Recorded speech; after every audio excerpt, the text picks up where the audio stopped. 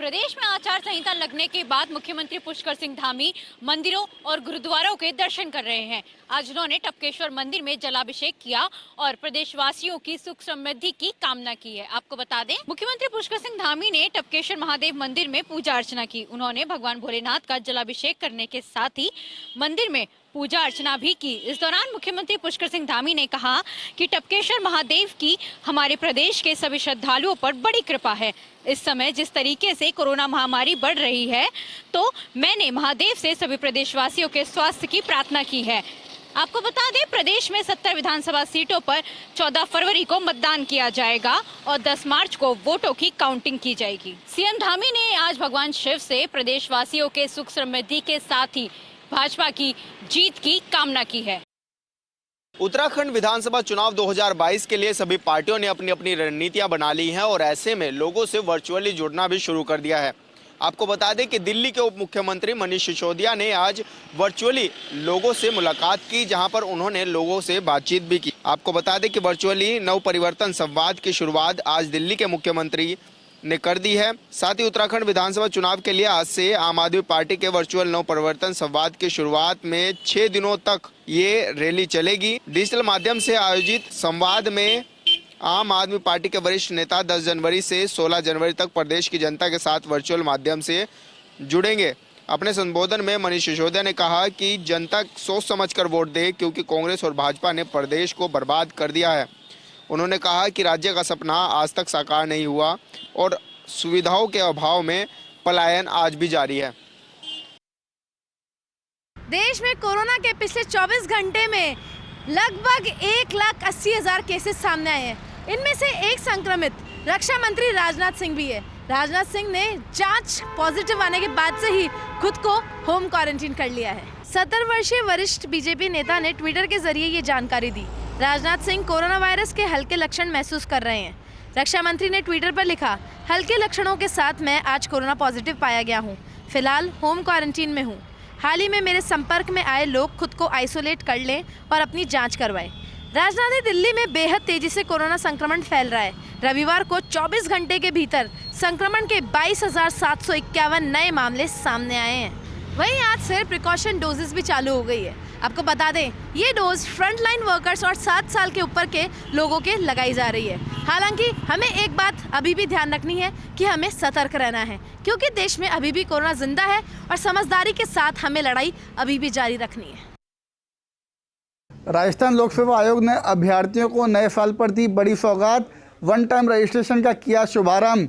फायदा होगा अभ्यर्थी और आयोग को। राजस्थान लोक सेवा आयोग में वन टाइम रजिस्ट्रेशन का आज शुभारंभ किया गया। नए साल के पहले ही महीने में आयोग के द्वारा अभ्यर्थियों को एक बड़ी सौगात दी गई है। वहीं इसके शुरू होने से अब आयोग और अभ्यर्थियों को काफ़ी फायदा पहुंचेगा। आयोग के कार्यवाहक अध्यक्ष डॉक्टर शिव सिंह राठौड़ के द्वारा इसके बारे में जानकारी दी गई और इसका शुभारंभ किया गया। आयोग अध्यक्ष शिव सिंह ने बताया कि अभी हमने वन टाइम रजिस्ट्रेशन की शुरुआत की है और जल्द ही वन टाइम वेरिफिकेशन भी शुरू किया जाएगा। उन्होंने बताया कि इससे अभ्यर्थियों को रजिस्ट्रेशन करने पर यूनिक नंबर मिलेगा, बार बार मूल दस्तावेज की जरूरत नहीं पड़ेगी और आवेदन फॉर्म भरने में भी समय की बचत होगी। इसकी लंबे समय से मांग की थी और आरपीएफसी ने अब इसकी शुरुआत कर दी है। गत दिनों इस कार्य में तेजी लाने के निर्देश आईटी डिपार्टमेंट को दिए गए थे। साथ ही वन टाइम रजिस्ट्रेशन के बारे में 7 जनवरी को ही स्टैंडर्ड कमेटी की बैठक में भी जानकारी दी गई थी और सभी राज्यों के आयोग अध्यक्षों ने इसकी तारीफ भी की थी।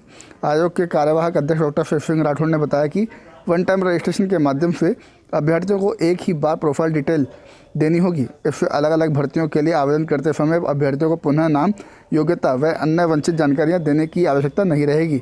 आयोग द्वारा दिए गए यूनिक नंबर को दर्ज करने मात्र से कैंडिडेट द्वारा प्रोफाइल में दर्ज विवरण का फर्म में स्वतः ही इंदराज हो जाएगा। प्रोफाइल को समय समय पर अद्यतन करने की सुविधा भी रहेगी। आयोग के कार्यवाहक अध्यक्ष शिव सिंह राठौड़ ने कहा, अभी कर रहे हैं वन टाइम रजिस्ट्रेशन का शुभारंभ, जल्द ही होगा वन टाइम वेरिफिकेशन का भी शुभारंभ।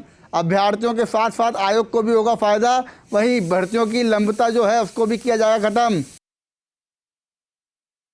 बीकानेर में इन्वेस्टर्स मीट लक्ष्मी निवास होटल में 12 जनवरी को आयोजित होगी। आज जिला कलेक्टर नमित मेहता ने प्रेस कॉन्फ्रेंस कर जानकारी देते हुए बताया कि निवेशकों में उत्साह देखा जा रहा है। खास तौर पर बीकानेर में निवेश करने वाले लोगों का फोकस है solar, food industry, ceramics, warehouse और इसके साथ साथ माइनिंग भी। कलेक्टर नमित मेहता ने कहा कि 84 MOU होंगे, साथ ही साथ LOI भी होंगे। करीब करीब ये माना जा रहा है कि 15,000 करोड़ रुपए का निवेश आने की संभावना है। कलेक्टर नमित मेहता ने ये भी जानकारी दी कि लक्ष्मी निवास में आयोजित हो रही इस इन्वेस्टर मीट में इस बात का खास ख्याल रखा गया है कि कोरोना एप्रोप्रिएट बिहेवियर का पालन किया जाए, इसीलिए इस मीट को 2 सत्रों में आयोजित किया जा रहा है। कलेक्टर ने कहा कि बीकानेर तेजी से उभरता हुआ शहर है, जहां पर निवेश की अपार संभावनाएं हैं। शायद ये बात अब निवेशक भी समझ रहे हैं। साथ ही उन्होंने प्रेस कॉन्फ्रेंस में ये जानकारी भी दी कि बीकानेर में एयरपोर्ट के लैंड को लेकर जो मैटर काफ़ी लंबी समय से उलझा हुआ था, उसका प्रस्ताव बना दिया गया है। डायवर्जन कन्वर्जन जो होना था, उसको लेकर सरकार को प्रस्ताव भेजे जा रहे हैं। उम्मीद है इस पर 2-3 महीनों में काम हो जाएगा। तो कुल मिलाकर ये कहा जा सकता है कि जिला प्रशासन पूरी कोशिश कर रहा है कि जो इन्वेस्टर्स मीट आयोजित हो रही है उसमें जो लोग MOU करें, LOI दें, वो धरातल पर उतरे और इसके लिए तमाम चीज़ें निवेशकों को समझाई जा रही हैं। कलेक्टर नमित मेहता ने ये भी कहा कि ये तमाम चीज़ें यदि धरातल पर उतरती हैं तो करीब करीब 20,000 लोगों को रोजगार मिलेगा।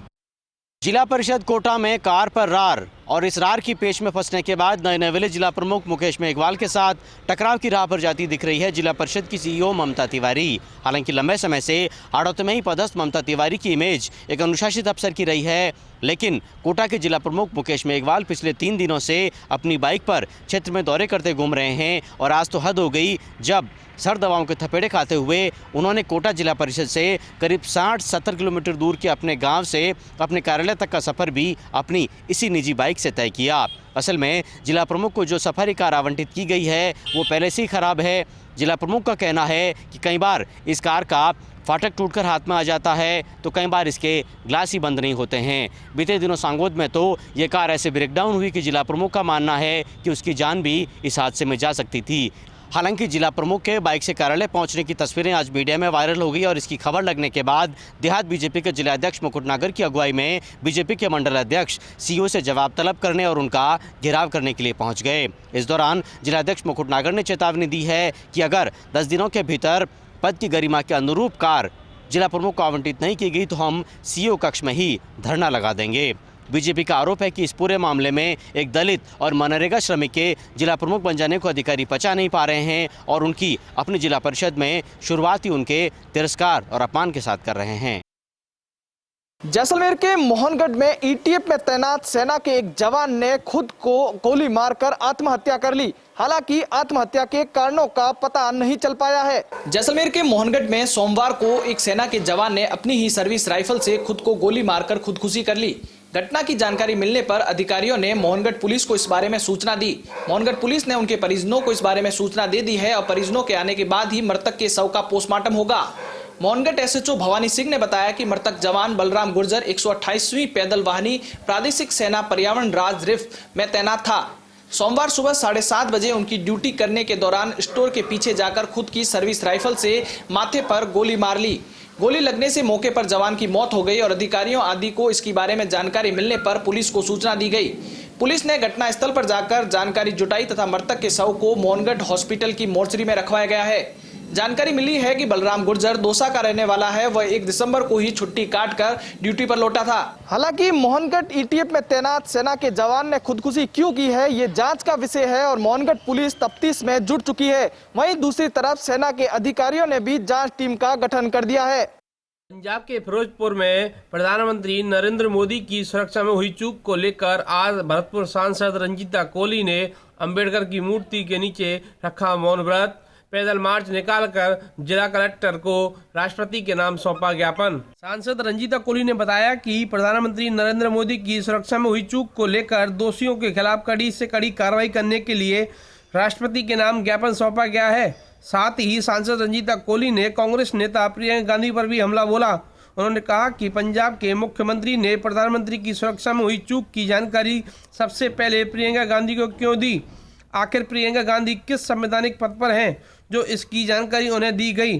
प्रधानमंत्री की सुरक्षा में चूक की जानकारी पंजाब के मुख्यमंत्री को पहले राष्ट्रपति कार्यालय देनी थी या फिर प्रधानमंत्री कार्यालय देनी थी, लेकिन इस तरह से कांग्रेस की मंशा साफ हो गई है। भरतपुर सांसद रंजीता कोली ने मीडिया से बातचीत करते हुए कहा कि प्रधानमंत्री नरेंद्र मोदी की सुरक्षा में हुई चूक एक साजिश है और दोषियों के खिलाफ सख्त कार्रवाई होनी चाहिए।